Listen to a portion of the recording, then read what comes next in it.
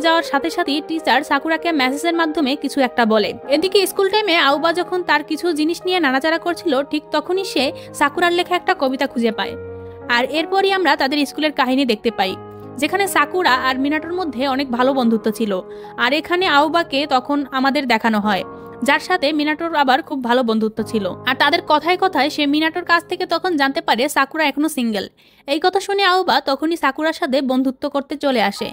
আর তার কথার মধ্যে আউবা তখন জানতে পারে তাদের দুজনারই একই ধরনের মিউজিক পছন্দ। কিন্তু অন্যদিকে মিনাটোর তাদেরকে একসাথে দেখে খুব বেশি খুশি হয় না, কারণ মিনাটো আউবাকে অনেক সময় ধরে খুব পছন্দ করত, কিন্তু সে কখনো আউবাকে তার মনের কথা বলতে পারেনি।